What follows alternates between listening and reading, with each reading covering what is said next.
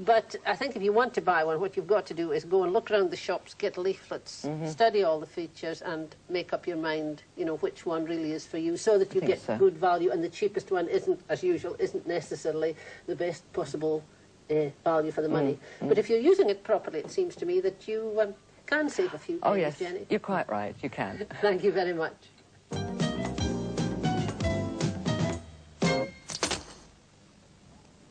That's a really interesting subject, Jenny. It's obviously there are different ways of looking at the whole business of microwave cookery. Oh, yes, there's rather more to it than meets the eye. Yes, I'm afraid so.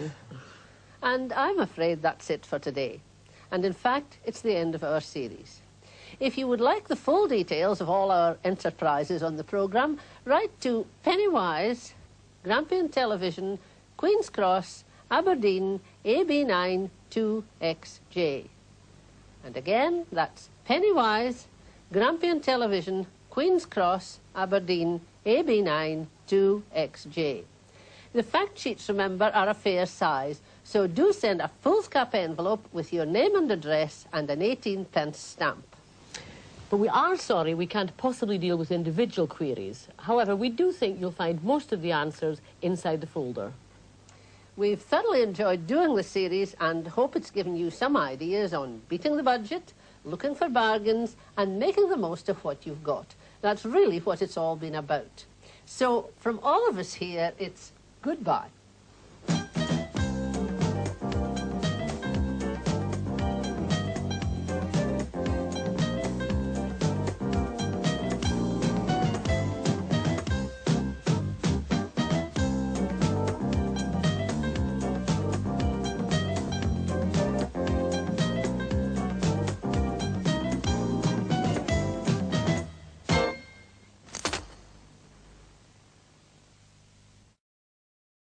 Television and Radio 1985.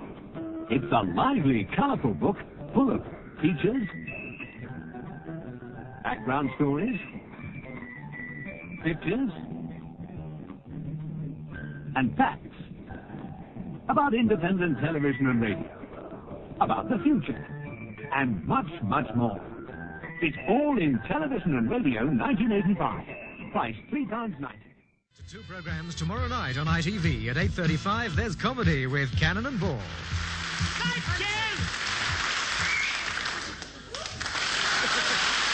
Thank you! Thank you. Bobby, you did that very well. Thank you, Tommy. Later at 9:20, Charles Bronson is out to avenge the murder of his wife in Death Wish. Hear me in the morning.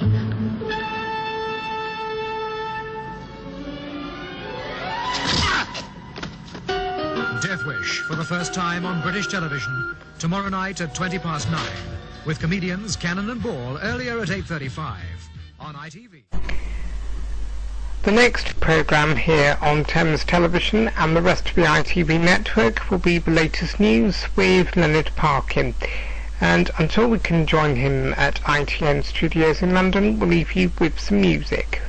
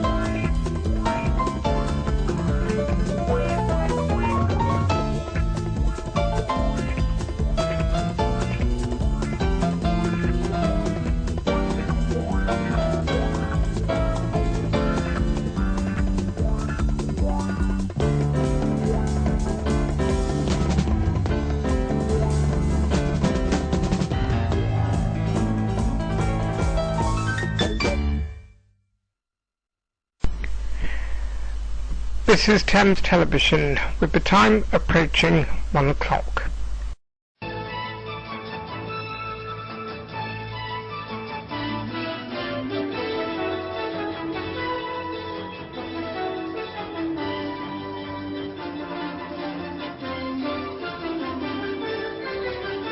This is the News at 1 from ITN with Leonard Parkin. Hello, good afternoon. Civilian rescue teams searching for 2 missing soldier climbers in the Cairngorms in Scotland have now been called off, and the search is being spearheaded by the SAS, but hopes of finding the men alive are fading. Weather conditions are still atrocious, and there's more snow to come. More budget advice for the Chancellor. The CBI tell him today, forget about cutting income tax, do something for industry. Other stories today, doctors are told they're prescribing too many pills for old people and their cures can cause more illness. Inflation in Israel, a country where the price of a flat last year just about buys you a suit today. And the princess's verdict on her new portrait. She likes it. Heavy snow is still sweeping across much of Scotland and the north, and the weathermen say there's much more to come. In Scotland, more helicopters have been called in to help with drops of food and fodder to isolated farms and villages. The SAS have been called in to spearhead the search for the 2 soldiers missing in the blizzards in the Cairngorms since Friday. There's little hope that they're still alive. The soldiers set out on a 2-day survival exercise just before fierce snowstorms swept the mountains. Ken Rees reports on the search. Sergeants Paul Rogers and Bill Scott have now been missing in these mountains for 4 days, and despite an intensive search using over 100 men and dogs, no trace of them has been found. Today, in a last desperate attempt to find them, their service colleagues are taking part in one last search. RAF teams from Kinloss and Lucas, plus Army climbing instructors. They're joined by helicopters from RAF Lossiemouth. It had been hoped that the 2 soldiers, both tough and highly experienced in the mountains, might have taken shelter in a snow hole during the weekend blizzards. But when they did not appear during yesterday's better weather, hopes faded, and the Glenmore civilian rescue team reluctantly decided that they had to call off the search. The difficulty for us is that we have other operations which may be next weekend and over the whole winter, and we have to pace ourselves to an extent. And as soon as it becomes quite clear that one's looking for dead bodies rather than for live survivors, then we really have to withdraw. While there's light remaining, the service teams will continue to search on their own. But by tonight, they too will almost certainly decide that there's no hope left of finding the 2 missing soldiers. Ken Rees, News at 1, in the Cairngorms. The M8 south of Glasgow and all other major roads in the area are passable with care.